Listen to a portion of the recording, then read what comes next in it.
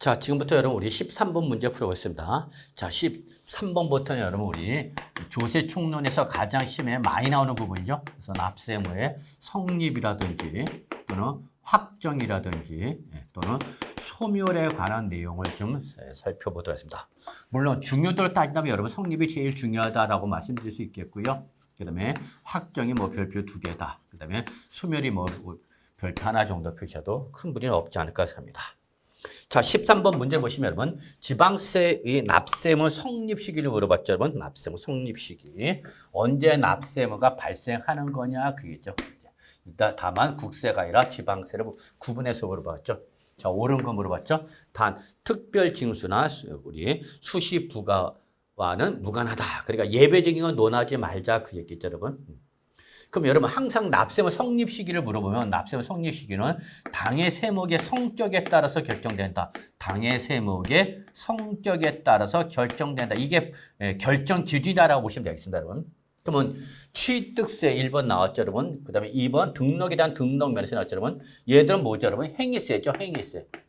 행위세는 항상 행위 시점, 뭐뭐 하는 때다라는 거죠, 여러분. 그래서 취득세는 과세물건 취득한 때가 되는 거죠. 근데 여기는 취득한 날서 60의 경과년 때 맞아서 틀려서 여러분 틀렸죠. 과세물건을 뭐였다면 취득한 때가 바로 취득세 납세 의무가 성립하는 거죠, 여러분. 그래서 1번은 틀린 말이 되겠습니다.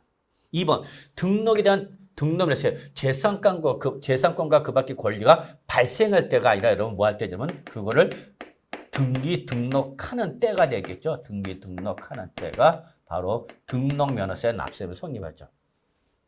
그래서 여러분 항상 1번과 2번 즉 취득세와 등록면허세 행위세는 항상 행위 시점 뭐뭐 하는 때다라는 것만 기억해 두시면 되죠. 아시겠죠, 여러분? 그래서 1번, 2번 다 틀린 말이죠. 3번. 자, 재산세는 무슨 세죠, 여러분? 보유세죠, 보유세. 보유세는 항상 언제죠, 여러분? 과세 기준이 있죠, 과세 기준이. 보유세를 과세를 할 때 기준되는 날짜를 말하는 거죠. 언제죠, 여러분? 6월 1일이 되는 거죠, 여러분. 근데 여기는 뭐랬냐면 납기 개시일이다. 맞아서 틀려서 여러분 틀렸죠. 납기 개시 아니라 뭐야, 여러분? 과세 기준이죠. 그래서 재산세, 소방분, 지역 자본 시설세, 종합부동산세, 재지, 종항상, 과세 기준에는 납세만 성립하는 거다라는 걸 기억해 두셔야 되겠고요. 4번 재산세 부과되는 지방교육세죠, 여러분. 이걸 뭐죠? 부가세죠. 부가세는 항상 뭘 쫓아가라? 본세를 쫓아가라 그랬잖아요. 본세를 쫓아가는 거다. 그럼 여기 지금 지방교육세 본세가 뭐가 나왔죠, 여러분? 재산세가 나왔죠, 여러분. 재산세를 쫓아가야 되는 거죠. 재산세는 언제가 돼? 과세 기준이 되는 거죠. 과세. 근데 여기는 과세 물건 취득한 때 이거는 취득세 납세만 성립되는 거죠. 그래서 4번도 틀렸죠. 5번 지방소득세죠. 그럼 지방소득세는 항상 뭘 쫓아간다고 했어요, 여러분? 소득세 쫓아가는 거다 했죠. 소득세, 법인세 쫓아가는 겁니다, 여러분. 그래서 소득세나 법인세 몇 프로? 10%를 지방세를 한번 더 내세요. 이게 바로 뭐예요, 여러분? 지방소득세죠. 그 항상 지방소득세는 뭘 쫓아가라? 소득세, 법인세 쫓아가라는 거죠. 그래서 그 지방소득세는 그 지방소득세 과표가 되는 소득에 대한 소득세, 법인세, 납세가 성립하면 그에 따라서 지방소득세도 같이 납세가 성립하는 거죠. 그래서 바로 5번이 정답이 되는 걸 뭐 어렵지 않게 확인할 수 있을 거라고 봅니다, 여러분. 그래서 13번, 그 다음에 다음 문제 14번 꼭 기억해 두시죠. 자, 14번은 똑같이 납세의무 성립식인데 여러분, 이거는 국세다라는 거죠, 여러분. 국세. 여기 차이점이죠, 여러분. 그래서 앞에 13번 문제는 지방세라면 이거는 국세의 납세의무 성립식이다. 옳은 거 물어봤네요, 여러분. 역시 별표 3개짜리죠. 자, 양도소득세는 여러분 대표적인 소득세는 무슨 세죠, 여러분? 자, 정리합시다. 소득세는 우리 대표적인 무슨 세죠? 기간세죠. 매년 일정한 시간을 단위해서 부과되는 기간세죠, 여러분. 그렇기 때문에 이때 소득세는 원칙 매년 1월 1일부터 12월 31일 1과세 단위라고 그 1과세 기간이 뭐 할 때라면 과세 기간이 끝나는 때가 되는 겁니다, 여러분. 그래서 과세 기간이 끝나는 때 이게 바로 소득세 원칙적인 납세의무 성립식이죠, 여러분. 그럼 과세기는 언제 끝나는 거예요, 여러분? 매년 10월 31일 끝나는 거죠. 그래서 오전 0시가 되면 다음에 오전 0시가 되면 소득세 납세의무가 발생한 거죠. 오전 0시에 1월 1일 오전 0시죠.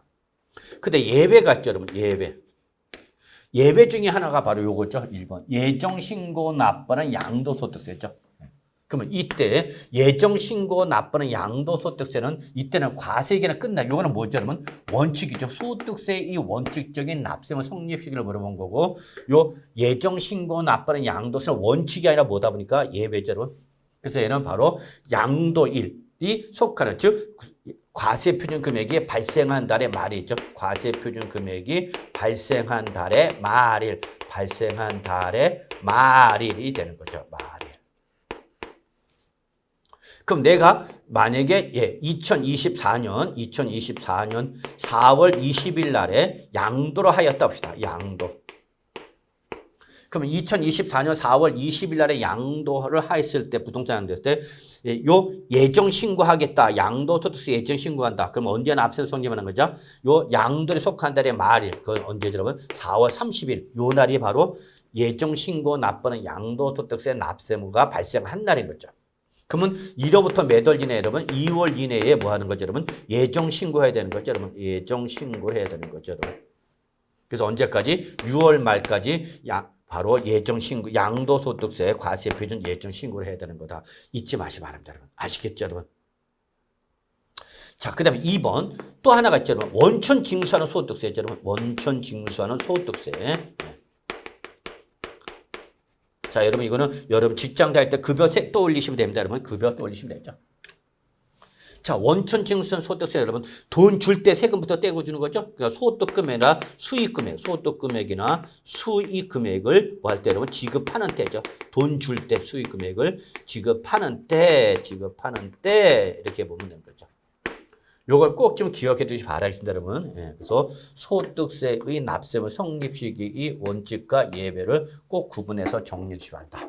그러면 1번은 바로 뭘 물어본 거죠? 예외 1번을 물어본 거죠. 그래서 결론, 예정신고 납부하는 양도소득세는 과세표준금액이 발생한 달의 말일이 바로 납세무 성립이다라는 거 잊지 마시기 바랍니다.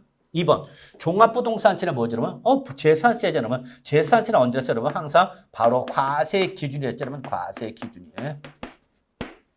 종합부동산세 납부 기한 개시는 언제, 여러분? 12월 1일이죠. 12월 1일이 아니라 언제, 여러분? 6월 1일이 되는 거죠, 여러분. 그래서 2번은 틀린 말, 1번, 2번 다 틀렸네요, 그죠? 3번, 인지세는 과세 문서를 작성하는 때가 되는 거죠. 그래서 3번이 옳은 말이 되겠네요. 옳은 거. 특히 요 과세 문서로서 여러분이 꼭 기억하셔야 될 것이 나중에 우리 공인중개사가 되시면 뭘 작성이 되죠? 부동산 매매 계약서. 그죠, 여러분? 이걸 많이 쓰면 돈 버는 거죠. 매매 계약서 또는 뭐 여러분 임대차 계약서 이 둘 중에 하나를 계속해서 써 가야 되는데 이때 여러분 특히 요 부동산 매매 계약서는 여러분 인지세 과세 대상이다라는 거 잊지 마세요. 인지세 과세 대상이죠. 그러나 뭐는 여러분 임대차 계약서는 인지세 과세 대상이다 아니다라는 거죠, 여러분. 자, 4번. 증여세는 여러분 증여 계약이 아니라 증여 받은 날입니다, 여러분. 그래서 요 증여 계약에는 취득세일 때 얘기고요. 증여에 의한 취득세 납세 성립 계약이 되는 건데 증여세는 증여 받은 때가 되기 때문에 증여 받은 때 특히 부동산일 때는 등기일이 되는 거죠. 등기 신청 접수일. 그래서 4번도 틀렸죠. 자, 5번 농어촌 특별세 뭐죠? 여러분? 부가세죠. 부가세. 부가세는 뭘 쫓아간다? 본세를 쫓아갑니다. 라고 했죠. 여러분. 본세를 쫓아가라. 그래서 혹시 만약에 양도소득세를 감면을 받아서 농어촌 특별세에 부과됐다. 그때 양도소득세 쫓아가면 되는 거죠, 여러분. 근데 만약에 종합부동산세의 부가세로서 농어촌 특별세다 그러면 이때는 과세 기준으로 가야 되는 거죠. 그래서 항상 부가세는 뭘 쫓아간다, 여러분? 본세를 쫓아가는 거다라는 걸 꼭 좀 기억해 주시기 바랍니다. 여러분. 아시겠죠? 그래서 문제 14번 요 정도로 마무리하고요. 다음 문제 풀어보겠습니다. 자, 15번이죠. 자, 다음 중 납세의무의 확정 시기에 관한 설명에서 가장 틀린 거 물어봤죠, 여러분. 자, 이제는 납세의무 여러분 확정을 물어보는 겁니다, 여러분. 확정. 요 납세의무 확정은 여러분 바로 당해 세목의 부가징수, 당해 세목의 부가징수를 떠올려라라는 거죠, 여러분. 이것만 기억하시면 돼요, 여러분. 그럼 예를 들어서 여러분 우리 그 유명한 뭐 여러분 취등량 계속해서 막 얘기하죠, 여러분. 뭐죠, 여러분? 원칙 신고 납부죠. 신고 납부. 예외가 뭐죠? 보통 징수나 또는 정부 부가 과세가 되는 거죠, 여러분. 이게 바로 취득량의 원칙적인 부가징수와 예외적인 부가징수 방법을 말하는 거죠. 그죠, 여러분? 취득량, 신고 납부 세목이 대표죠. 그 다음에 보유세, 제지종은 뭐죠, 여러분? 바로 보통징수, 그죠? 또는 뭐, 여러분? 정부 부가과세죠. 특히 종합부동산세 잘 보셔야 됩니다라고 했죠. 그래서 종합부동산세는 원칙이 정부 부가과세가 되는 거죠. 그러나 예외적으로 납세무자 뭐하면 여러분 선택하면 납세무자 선택하면 뭐가 가능하다 여러분 신고 납부가 가능하죠. 그런데 재산세나 지역 자원시설세라는 지방세는 오로지 못밖에 없죠. 여러분 보통 징수 방법밖에 없다라는 거죠. 여러분 이거 흐름 꼭 잡으셔야 됩니다. 이런 틀 잡아놓고 이 틀 안에서 문제 나면 그거 맞추는 거죠. 여러분. 그러면 15번 다음 중 납세무 확정 시기에 관한 설명에서 가장 틀린 거 물어봤죠. 틀린 거. 그럼 1번 취득세는 납세무자가 과세표준과 세액을 지방자치한테 뭐였죠 여러분? 신고하면 맞죠 여러분? 취득세는 뭐죠 여러분? 납세무자 신고죠. 그러면 그 신고에서 확정이 되는 거죠. 이제 신고를 했다 안 했다? 안 했다라고 하면 문제죠. 안 했다. 그럼 그때는 여러분 보통 징수로 가는 거죠. 그럼 이때는 과세권자에 뭐해서 결정하는 거죠. 근데 재산세 갑시다. 여러분. 재산세는 뭐밖에 없죠, 여러분? 바로 보통징수 방법밖에 없죠. 그럼 누가? 해당 지방자치단체 누구를 말하는 거죠?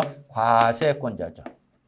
보세요. 신고 납부는 항상 액션을 누가 차는 거고 납세 의무자가 액션을 차는 거고 보통징수 또는 정부 부가세는 과세 간청이 액션을 차는 거죠. 그래서 과세 간청이 뭐 할 때죠? 결정할 때죠. 그러니까 확정 신고는 신고냐 결정이냐 이걸 잘 보시면 됩니다.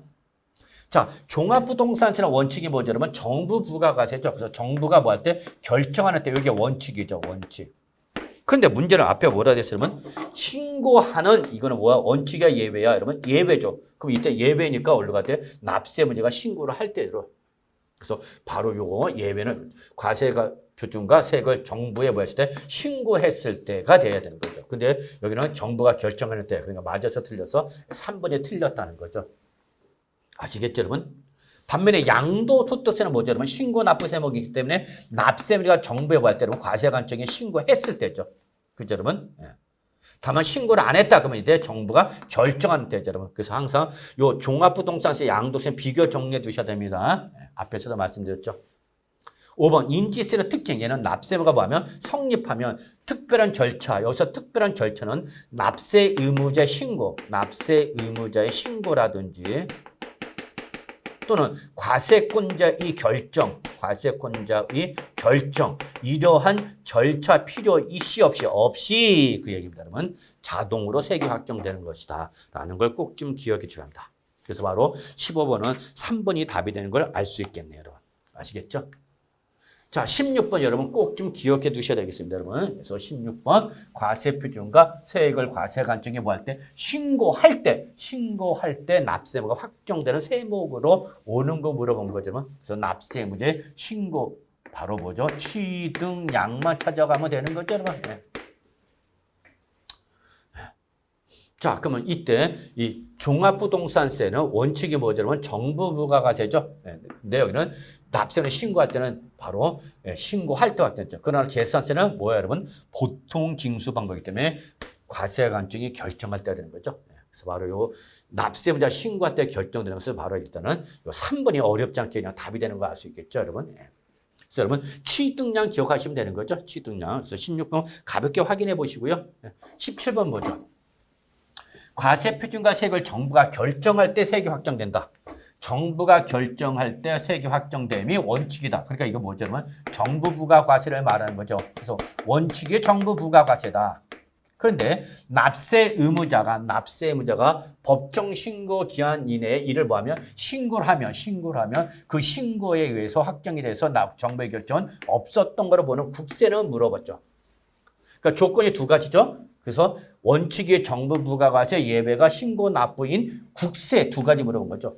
그러면 이때 여러분 요거는 절대 답이 될 수가 없죠. 왜? 지방세니까. 그러면 이 둘 중에 하나가 답이 되는데 바로 양도소득세가 바로 뭐죠, 여러분? 바로 양도소득세가 신고 납부가 되는 거고. 그죠, 여러분? 신고 납부. 신고를 안 하면 예외 정부 부가과세가 되는 거죠. 근데 뭐는 종합부동산세는 원칙이 뭐고, 여러분? 정부 부가과세가 원칙인 거죠. 그리고 납세문자 뭐 하면 선택하면 뭐가 가능하죠, 여러분? 신고 납부가 가능한 거죠, 여러분. 그래서 여러분 이거 거꾸로 되어 있다는 걸 여러분 느끼시면 되는 겁니다. 그래서 양도소득세 종부세 꼭 기억해 두셔야 되겠습니다. 아시겠죠, 여러분? 네. 그래서 여기서 지금 답이 되는 건 뭐야, 여러분? 바로 요 종합부동산세 원칙이 정부 부가과세 예외적으로 납세문자 신고를 하면 신고에서 확정되는 거 물어본 거죠. 아시겠죠, 여러분? 네. 그래서 바로 요 17번 반드시 정리해 두시기 바랍니다. 자, 18번 가죠. 다음은 납세 의무가 성립할 때 특별한 절차 없이 세액이 확정된다. 뭐 요거는 아직까지 시험에 나온 적은 없습니다만 여러분이나 참고로 기억해 주시기 바랍니다. 옳은 걸 모두 묶은 거 물어봤죠. 바로 여러분 요거는 인지세, 그리고 원천징수는 소득세, 그다음에 특별징수는 지방소득세, 요 세 가지죠. 그래서 인지세는 앞에서 봤던 것처럼 납세 의무가 성립하면 자동적으로 세액이 확정된다. 그리고 원천징수하는 소득세는 여러분 소득금액, 수익금액을 지급할 때에 납세 의무가 성립하고 성립과 동시에 납세 의무가 확정됩니다. 그리고 원천징수는 항상 뭐가 쫓아나고 여러분 특별징수가 쫓아오는 거고 소득세 그러면 몇 프로? 10%를 뭐로 여러분 지방소득세 쫓아오는 거죠. 그래서 여러분 요 디귿과 미음은 항상 같이 다닙니다. 네, 잊지 마시기 바랍니다. 그래서 결론은 기역, 디귿, 미음. 기역, 디귿, 미음 몇 번 나왔나 여러분? 예, 답 5번이 되는 걸 뭐 어렵지 않게 확인할 수 있겠습니다. 아시겠죠? 자, 19번 보죠. 요거는 19번은 지금까지 했던 납세의무의 성립과 확정을 동시에 물어본 거죠. 성립과 확정을 동시에 물어본 거다 알아보시면 되겠습니다. 역시 이것도 여러분 한번 시험에 나온 적은 있습니다. 동시에 물어본 거죠. 틀린 거 물어봤네 여러분. 자, 1번 취득세죠 여러분. 그죠? 신고 납부세무이기 때문에 과세물건을 뭐 할 때 취득할 때 납세 성립 맞았죠? 취득하는 때. 그리고 납세 의무자가 뭐 할 때면 신고할 때 확정된다. 예, 맞는 말이죠. 2번 소득세는 과세기간이 끝나는 때 납세 성립하는 거예요. 뭐죠? 기간세. 그리고 소득세는 신고 납부세무이기 때문에 정부에 뭐 했을 때 신고했을 때 확정되는 거죠, 여러분. 3번 종합부동산세는 과세기간이 끝나는 때에 납세가 성립하고 납세의무자가 정부에 신고해서 확정돼. 이거는 소득세죠, 여러분. 3번은 틀린 말이죠, 여러분.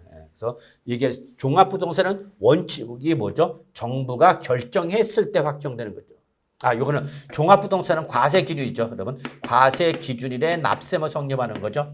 과세기간이 끝날 때가 아니라 과세기준일에 납세 성립하는 거고 정부가 뭐 했을 때 결정했을 때 확정이 되는 게 원칙인 거죠. 물론 납세는 선택한다면 신고했을 때지만 그거는 예외인 경우이기 때문에 3번이 틀린 말에서 답이 되는 거 꼭 기억해 두셔야죠. 자, 4번 재산세, 그 다음에 소방분 지역 자원세 무슨 세죠? 보유세죠. 보유세는 언제 여러분? 과세기준 6월 1일에 납세면 성립하는 거죠, 여러분. 그리고 얘들은 보통 징수 방법에서 부가 징수를 하기 때문에 정부인 죄송합니다. 정부가 아니라 지방자치단체 뭐 할 때는 결정할 때에, 즉 과세관청 결정할 때 확정되는 거죠. 자, 5번 특별징수하는 지방소득세 여러분. 그럼 얘는 항상 뭘 쫓아오는 거죠, 여러분? 소득세 쫓아져 그렇죠. 그래서 그 과세표는 되는 소득에 대한 소득세나 법인세를 원천 징수할 때 납세는 성립하는 거죠. 그리고 납세의무가 뭐하면 성립하면 특별한 절차 이시 없이 자동으로 세액이 어떻게 된다? 확정되는 거죠, 여러분. 그래서 19번은 답은 3번이 되는 걸 기억해 주시기 바랍니다. 아시겠죠, 여러분? 자, 20번. 거주자인 개인 갑이 을로부터 부동산을 취득하여 보유하고 있다. 보유하고 있다가 병에게 뭐였다, 여러분? 양도한 거죠. 그러니까 을로부터 갑한테 넘어갔다가 병한테 넘어간 거죠.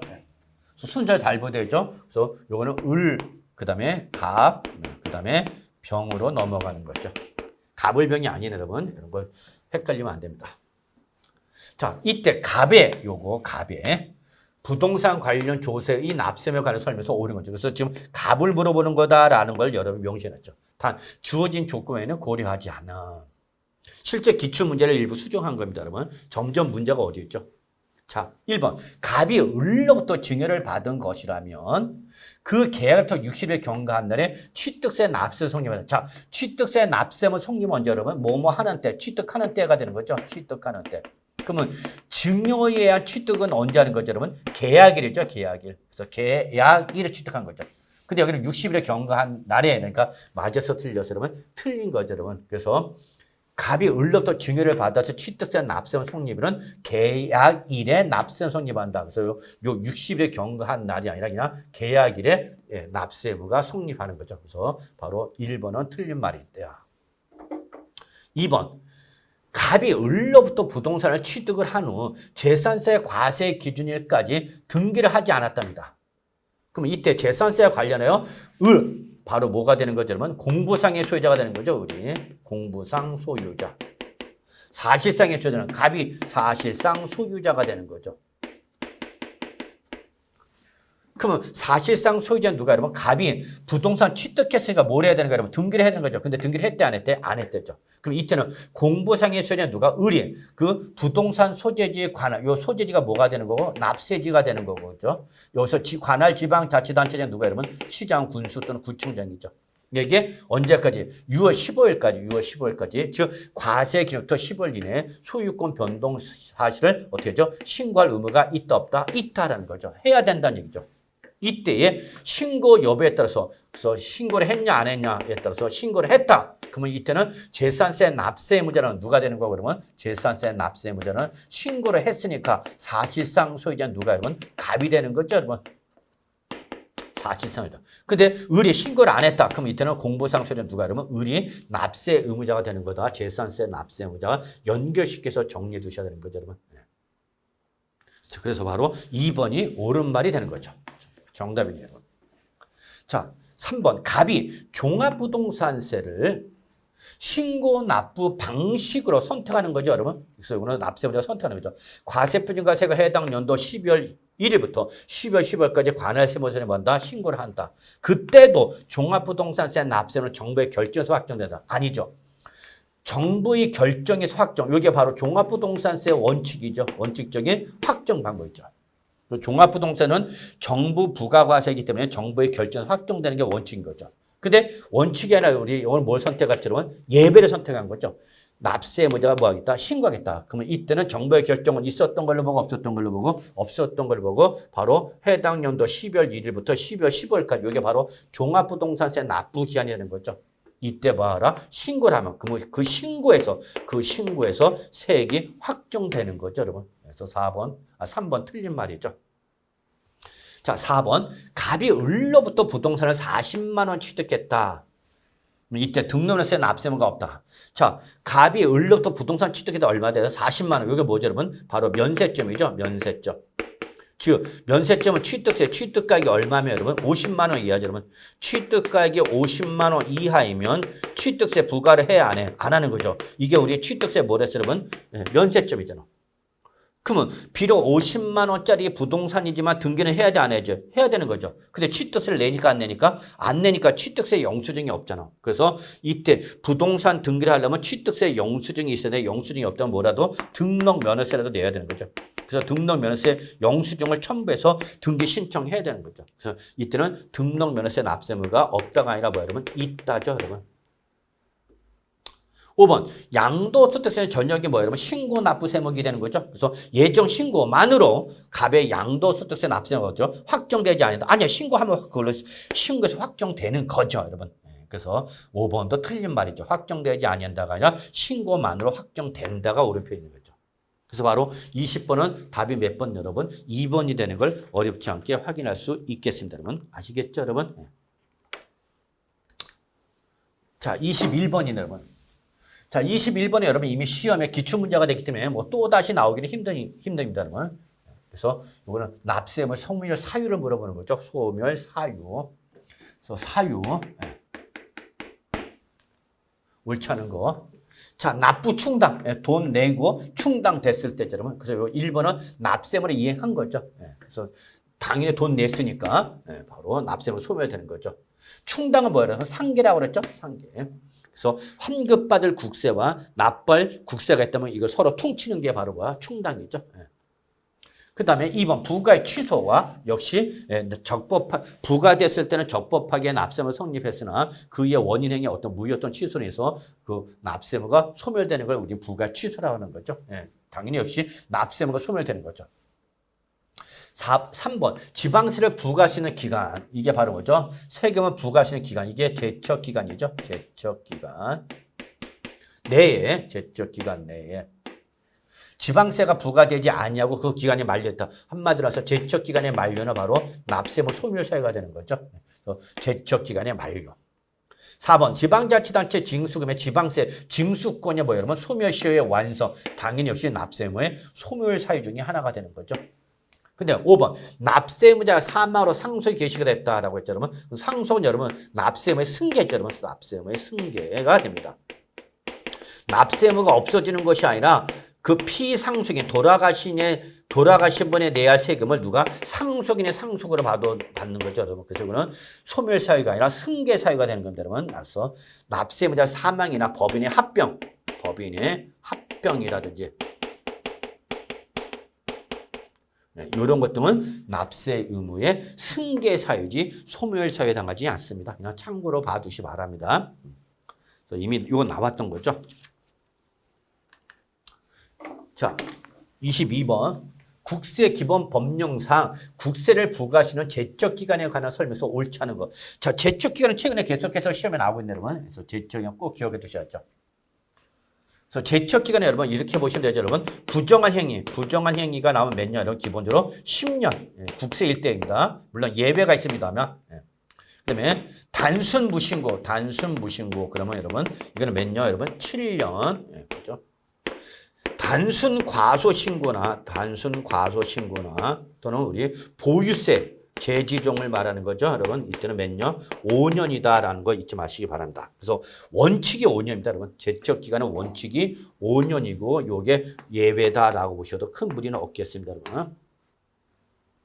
자, 국세를 부과하시는 기간 이게 뭐다? 제적 기간이죠. 이는 국세를 부과하시는 날부터 따지는 거다. 기산점이 있죠, 여러분. 이날로부터 원칙은 몇 년? 5년이 되는 거죠, 여러분.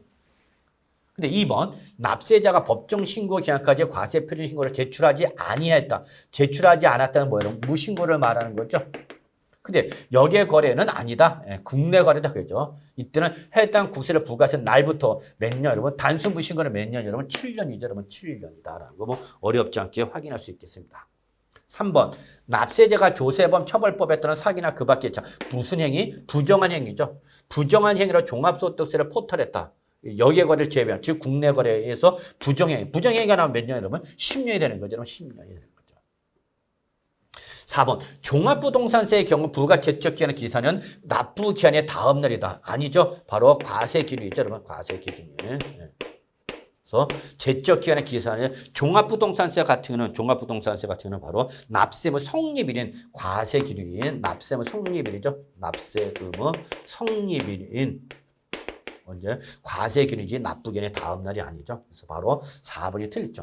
물론 이날부터 과세 기준일로부터 몇 년간 여러분 종합부동산세는 보유세니까 몇 년 되는 거 여러분 5년이 되는 거죠. 여러분 제지종은 몇 년 제적 기간이 5년 꼭 기억해 두셔야 됩니다. 자, 5번 과세 표준과 세액을 신고하는 양도소득세 즉 납세무자 신고하는 국세일 때 기산일은 언제부터 제적을 따지는 거냐 그죠? 그러면 이때는 해당 양도소득세 과세 표준 세액에 대한 신고 기한이나 신고서 제출 기한이 무슨 날? 다음 날부터 10년, 7년, 5년 이걸 따지는 거다 그죠? 여러분. 그래서 여러분 이게 4번과 5번의 제적 기간의 기산일을 말하는 건데 그래서 신고 납부는 국세일 때는 신고 기한의 다음 날 다만 종합부동산세는 보유세이기 때문에 얘는 과세 기준일인 납세의무 성립일로부터 이렇게 기산일이 따지는 거다라는 거 잊지 마시기 바랍니다. 아시겠죠? 네. 그래서 여러분 요거 꼭 기억해 두셔야죠, 여러분. 네. 그래서 이게 국세일 때 이거 여러분 지방세도 거의 똑같아요, 여러분. 지방세도 똑같아. 지방세도. 그래서 지방세도 부정행위에 나오면 몇 년, 여러분? 10년. 단순 무신고 몇 년, 여러분? 7년이죠. 단 악질 무신고일 때는 이때는 몇 년을 간다, 여러분? 10년을 간다는 거. 요것만 좀 주의해 주시기 바랍니다. 그래서 상속이나 증여를 받았는데 취득세 신고를 하지 않았다. 이때는 10년. 명의신탁으로 취득했다든지 사실상 우리 과점 주주가 된데도 불구하고 신고를 안 했다. 뭐 이런 경우는 악질 무신고 10년을 간다. 단순 무신고는 7년 악질 무신고. 그다음에 취득세나 등록물에서 단순 과소 신고했다. 그렇죠? 그래서 여기서 여러분 요 부정행위의 단순 무신고, 단순 과소 신고는 취득량을 떠올리시면 됩니다. 취득량. 그러나 재지정은 무조건 몇 년이 여러분? 5년이 되는 거 여러분 꼭 기억해 두시기 바랍니다. 아시겠죠? 이것도 같이 정리해 두시기 바랍니다. 자, 이제 23번, 24번. 그래서 23번부터는 여러분 우리 적으세요. 일회성 문제다 보셔도 되겠습니다. 일회성 문제. 자, 이게 이제 우리 조세 총리에서 이제 어려운 문제가 되는 겁니다, 여러분. 일회성 문제.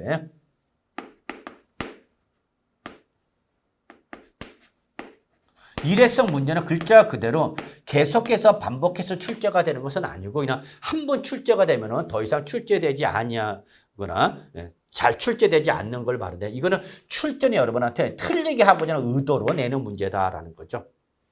그러니까 이런 문제까지 맞추고 싶은 마음은 들지만 이런 문제까지 맞추려고 그러면 여러분 너무 공부 양이 넓어지는 거죠, 여러분. 예, 그러면 그때는 범위가 너무 넓어지기 때문에 이거는 여러분이 뭐 시험에 막판 정도에 한번 좀 우리 문제집에 나와 있는 정도 한번 보시고 들어가시는 것이 가장 효과적이지 않을까.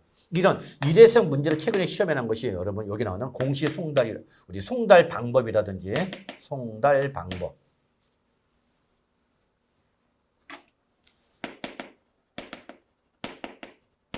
그래서 지방세 관련된 우리 지방세 송달 방법이라든지 또는 지방세 불복 절차, 지방세 불복 절차 이런 것 등이 바로 최근에 나오는 일회성 문제다라고 봐주시면 되는데 여러분 한번 풀어보고요. 너무 크게 심각하게 들어가지 마시고요. 자, 일단 우리 공시송달이라는 것입니다. 여러분 공시송달 할 수 있는 경우가 아닌 걸 물었죠. 그래서 본 문제는 공시송달 사유가 아닌 걸 물었습니다. 여러분. 자, 여러분 우리 세법의 당사자는 누구죠, 여러분? 과세권자와 납세의무자죠, 여러분. 과세권자와 납세의무자입니다, 여러분. 납세의무자. 세법의 당사자는 기본이죠, 여러분. 물론 과세권자를 대신해서 돈을 줄 때 세금 떼는 이러한 뭐 특별 징수 편의자, 원천 징수 의무자가 있는 거죠. 그러나 기본이 과세권자와 납세의무자인 거죠. 이때 여러분 보세요. 납세의무자가 과세관청에 서류를 보내는 거, 납세의무자가 과세관청에 보내는 거를 이거를 서류의 제출이라고 합니다. 서류의 제출. 반해서 거꾸로 과세권자 또 고지서 등이 바로 납세의무자 보내는 거죠. 그래서 이거는 과세권자로부터 납세의무자한테 가는 걸 이거는 우리 뭐냐면 서류의 발송이라고 합니다. 여러분 서류의 발송. 그래서 제출이냐 발송이냐에 따라서 누가 누구한테 가는 거냐가 이제 우리 세법에서 구분하는 겁니다. 이런 것은 사실 뭐 정확히 세법을 전공하지 않은 사람은 조금 구분을 잘 못하는 내용들인데 어쨌거나 봅니다. 그럼 우리 본 문제는 요걸 물어본 거죠. 서류의 발송을 물었기 때문에 과세관청이 납세 의무자한테 서류를 보내는 방법이구나 하는 거죠. 그럼 이때 서류의 발생 방법에 여러분 원칙이 있고 예외가 있습니다.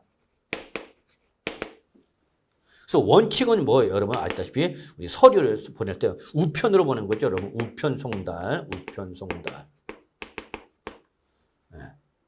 또는 직접 과세관청에 보내주기도 하죠, 여러분. 뭐 교부 송달이죠, 여러분. 요즘은 교부 송달 잘 안 합니다만 이거는 과세관청에 직접 보내준 거죠. 근데 예배적으로 납세의무자가 선택하면 납세의무자가 뭐 했을 때 선택했을 때 안에서 뭐가 있죠, 여러분? 전자공시송달 있죠, 여러분? 전자송달. 이메일로 보내는 거죠, 여러분? 그 다음에 바로 또 송달이 잘 안 되는 거 정상적인 송달을 곤란할 때 이게 바로 뭐죠, 여러분? 공시송달이 있죠, 여러분? 그래서 전자송달. 이런 거 뭐 예외다 알고 보시면 되겠습니다. 그래서 지금 우리 이 공시송달을 물어보는 거다라는 걸 여러분한테 간략하게 말씀드릴 수 있겠습니다. 그래서 공시송달은 정상적인 이러한 우편송달, 교부송달 또는 전자송달 등의 곤란할 때 예외적으로 공시송달을 하는 거다는 거죠. 그러면 이때 요거 사유는 뭐냐? 1번 송달 받아야 할 자, 납세 의무자를 말한다 보시면 되겠죠. 그래서 과세관청이 납세의무자 서류를 보내는 거죠. 이때 받아야 할 자의 주소나 영업소가 국외에 있답니다. 여러분. 국외. 그러니까 국외에 있죠. 그럼 외국에 있다서 무조건 공시송달하는 것은 아니고 and 그 송달이 곤란한 경우.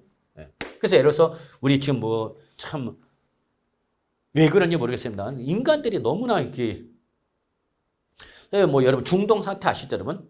자, 사업장이 국외 사업장이 여러분 국외 사업장이 있다 보니까 지금 뭐 중동이 있답니다. 그러면 상당히 지금 여기 고지서 보내는데 거기까지 보내기가 애매하죠, 여러분. 그래서 주소 또는 영업소가 어디에 있고 국에 있고 국에 있다서 무조건 공시송달되는 것은 아니고 그러면서 and 송달이 곤란할 때 한해서만 공시송달을 가르는 거다 하는 거죠. 그 다음에 요거는 국내죠. 여러분 여기는 국내다라고 보시면 되겠네요. 이거는 국외. 자, 국내에 송달을 받아야 할 자의 주소나 영업소가 분명하지 않답니다. 분명하지 않다. 그래서 어디로 보낼지 모르겠대. 국내의 주소나 사업장이 있는 거, 영업소가 있는 건 아는데 이게 우리가 분명하지 않다 보니까 어디로 보내야 되는지 모르겠다. 그러면 이때는 못 보내죠. 일단 공시송달했죠. 자, 서류를 우편으로 발송합니다. 우편을 송달했다. 우편 보낼 수 있는 거죠, 여러분.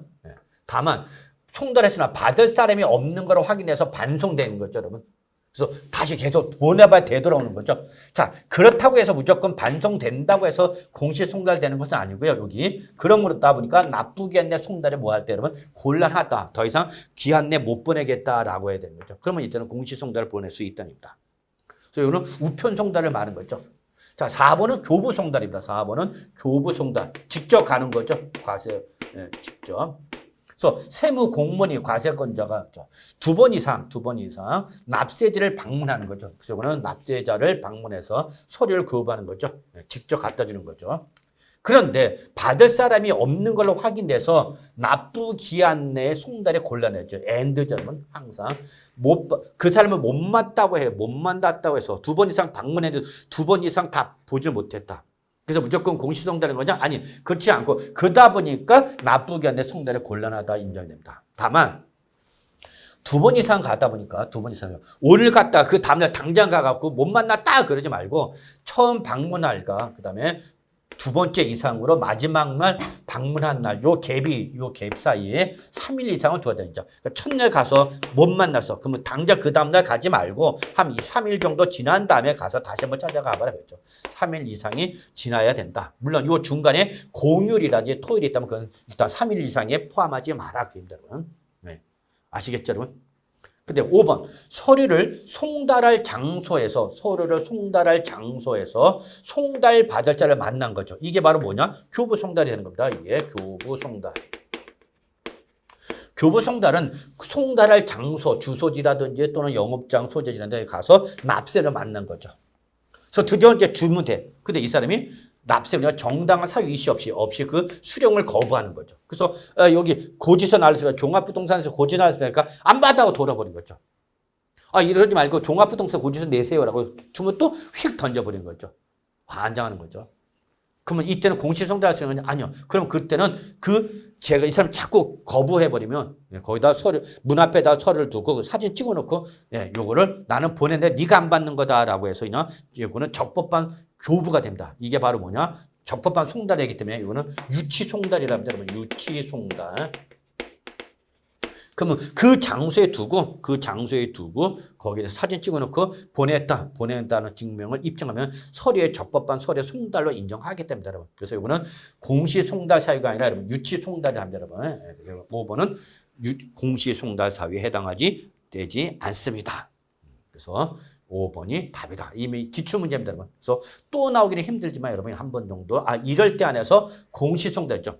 그러니까 공시송달은 여러분 예전에 우리 관공서 가면 여러분 지금도 게시판이 있죠, 여러분. 그 게시판에 게시라고나 여러분 뭐 또는 일간 신문이라든지 이런 데 또 게재하는 거죠, 여러분. 관보에 게재하는 이러한 방법으로서 10살이 지나면 게재가 된 다음부터 10살이 지나면 송달 효력이 발생하는 걸 우리는 뭐란다, 여러분? 공시송달이 한다라고 합니다. 아시겠죠? 그래서 제가 여러분 우리 30쪽의 문제를 좀 공시송달에 관련된 것 중 시험에 나올 만한 것을 한번 좀 취합해서 문제 한번 쭉 정리해 봤으니까 시험에 임박해서 공시송달에 관련된 보충 내용을 꼭 좀 한번 봐주시 바라겠습니다, 여러분. 이건 뭐 지금 당장 외우실 필요는 없고요, 여러분. 시험 보시기 전에 한 번 정도만 보고 들어가시면 되지 않을까 생각입니다. 자, 24번이죠, 여러분. 자, 지방세 기본법상 역시 서류의 송달에 관한 설명에서 틀린 거 물어봤죠, 여러분. 요즘 이것도 사실 기출문제의 일부가 됐습니다, 여러분. 틀리겠죠. 자, 전자송달, 이거는 이메일 보내는 걸 말하죠. 이거는 서류의 송달을 받을 자 뭐 했을 때 신청했을 때만 전자송달 보낼 수 됩니다. 이메일로 받을 수 있는 거죠. 그래서 우리 이거 이메일로 받게 하면은 뭐 조금은 종이가 고지서 되는 비용이 줄어들 수 있으니까 이걸 좀 강조하죠, 여러분. 그래서 여기 우리 전자송달은 납세자가 했을 때 신청한 경우에 한해서만 할 수 있는 거다. 보십니다. 2번 기한을 정하여 납세 고지서를 송달하였더라도 서류가 도달한 날부터 7일 이내에 납부 기한이 된다면 도래가 된다면 이때는 지방자치단 징수의 납부 기한은 해당 서류가 도달한 날부터 뭐 14일이 지난 날로 한다. 그래서 이거는 최소 며칠을 보장해 주냐 여러분? 14일을 보장해 주는 겁니다, 여러분. 이게 무슨 소리냐면 자, 고지서 보냈어. 그래서 고지서가 도달됐어. 고지서가 왔어요, 여러분. 도달된 거죠.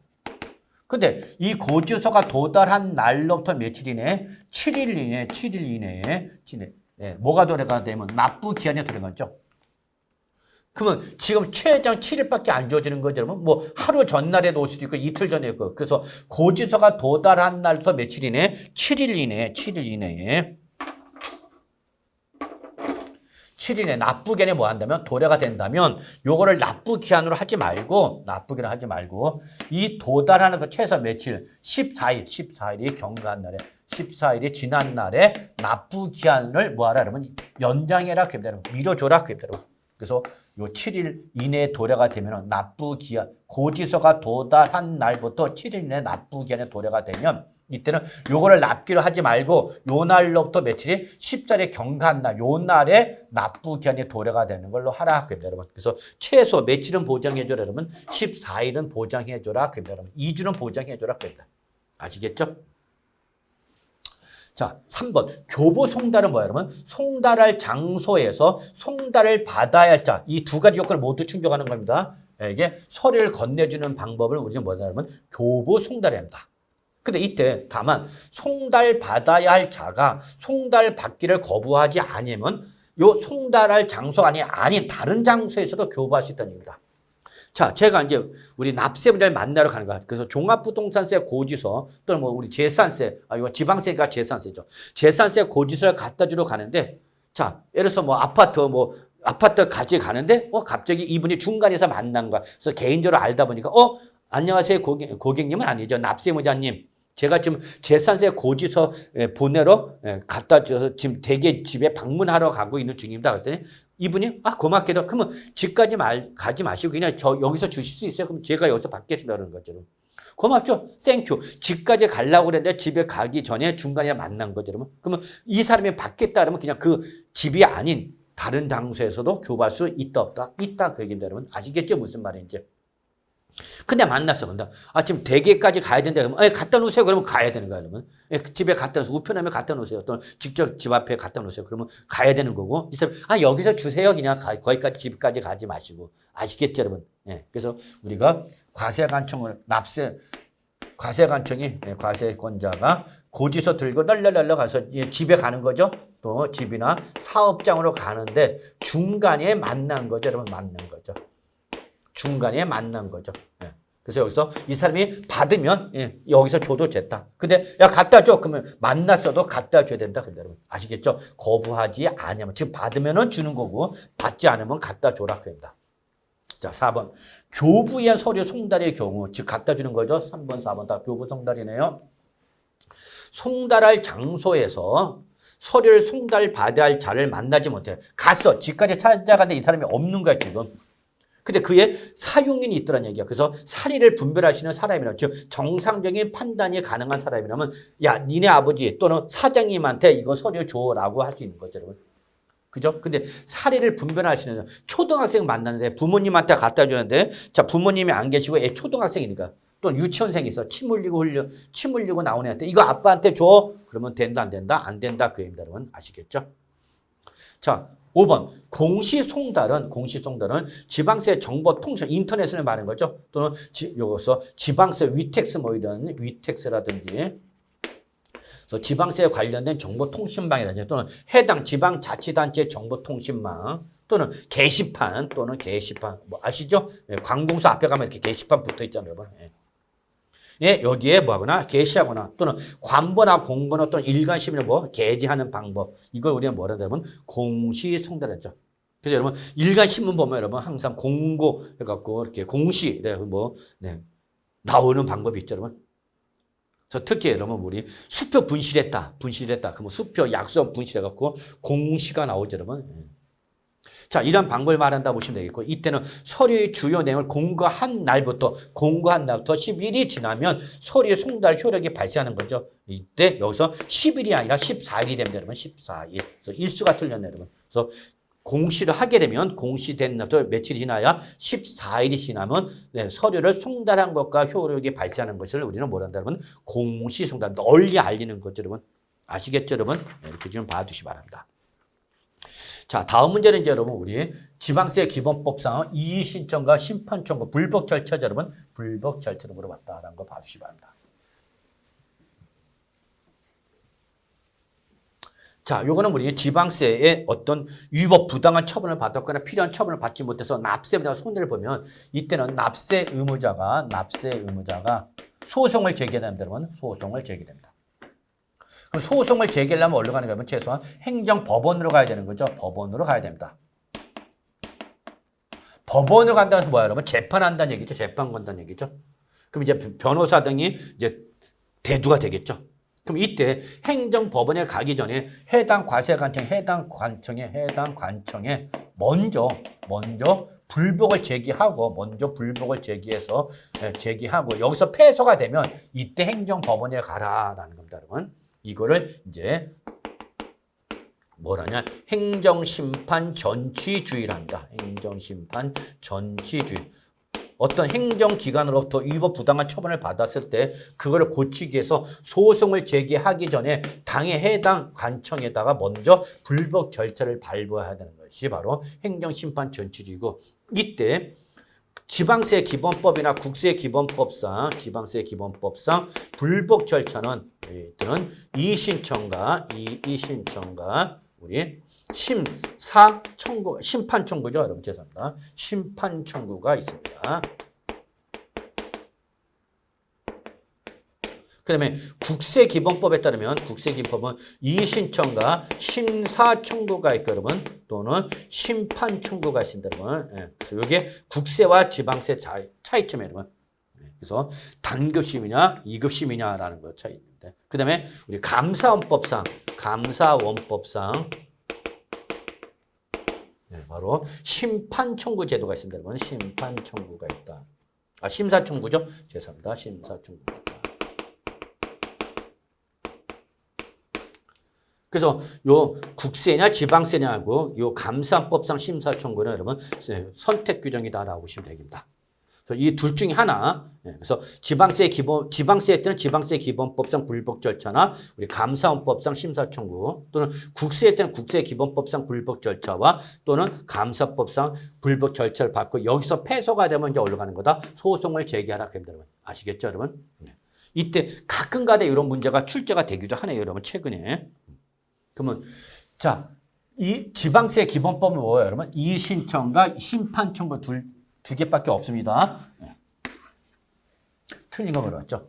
자, 기여 심판청구는 그 처분의 집행에 효력이 미치지 아니하지만 압류한 재산에 대해서는 심판청구의 결정이 있을 날부터 30일까지 그 공매 처분을 보류할 수 있다. 무슨 말이냐면, 자, 내가 불복 절차 밟아서 이의신청, 심사청구, 심판청구했어. 그러면 국세나 지방세를 낼까 안 내도 되고 있는 거냐, 안 내도 되는 거냐? 아니, 그렇지 않다. 세금을 일단 내야 됩니다. 일단 낼 건 내고 불복 절차를 밟아야 합니다. 그래서 처분의 집행에 효력이 미치지 않는다. 맞는 말입니다. 낼 건 내야 된다. 그런다. 그런데 만약에 압류 재산에서 공매가 들어버리면 나중에 과세관청이 패소하고 납세자 승소하면 이미 공매가 돼버리면 회복할 수가 없잖아요, 여러분. 그래서 그때는 자, 만약에 압류한 재산에 대해서 공매가 진행이 될 거라면 이때는 보류 30일까지는 공매 처분을 보류시켜라. 여러분. 그래서 기억은 맞는 말입니다. 니은 지방세에 관한 불복 시 불복 청구는 심판 청구를 거치지 아니하여도 행정소송을 제기할 수 있다라고 했는데 여러분 아닙니다. 지방세는 반드시 심판 청구는 반드시 밟아야만 합니다. 거쳐야만 행정소송을 제기할 수 있는 거고 거치지 아니하면 행정소송을 제기할 수가 없습니다. 여러분 없다. 그래서 바로 니은은 틀린 말입니다. 그래서 2021년부터 우리 지방세도 행정심판 전치주의가 도입돼 갔고요. 반드시 불복 절차를 밟아야 합니다. 디귿. 이 신청을 받은 지방자치단체의 장은 납세를 이 신청한 거죠? 그럼 그 신청을 받은 지방자치단체는 며칠 이내 최소한 90일 이내 지방세 심의위원회의 의결에 따른 결정을 하란다. 결정을 하고 신청인에게 그 이유를 함께 기재한 결정서를 송달해줘라. 그입니다, 여러분. 자, 리을. 그래서 디귿은 맞는 말이네요. 리을. 이 신청이 적법하지 아니한 때 또는 이 신청 기간이 지났거나 보증 기간에 필요한 보증을 하지 아니할 때는 이때는 신청을 뭐하죠? 여러분? 각하는 결정한다. 각하가 있고 여러분 기각이 있습니다, 여러분. 각하는 형식적 조건을 충족하지 못했을 때 패소하는 거고요. 기각은 형식적 요건을 충족해서 판단 내용을 심리한 결과가 주장 이유가 없다라고 해서 이건 둘 다 패소입니다, 여러분. 둘 다 패소. 인용하는 게 이제 승소가 되는 거죠. 인용. 네 말 맞아. 네 말대로 하겠다. 그래서 여러분 이거는 우리 불법 절차의 결과를 말한다라고 보시면 되겠습니다. 그래서 결국은 요 리을도 맞는 말이네요. 그래서 지금 틀린 걸 몰았기 때문에 니은 한 개가 답이 되는 걸 여러분이 확인해 두시기 바랍니다. 여러분 아시겠죠, 여러분? 네. 자, 그래서 일단 이번 시간은 여기까지 하기로 하고요. 26번 여러분 한번 좀 문제 풀어보시기 바라겠습니다. 26번은요, 여러분이 한번 좀 풀어보셔도 큰 어려움이 없지 않을까 합니다. 이번 시간은 여기까지가 되겠습니다.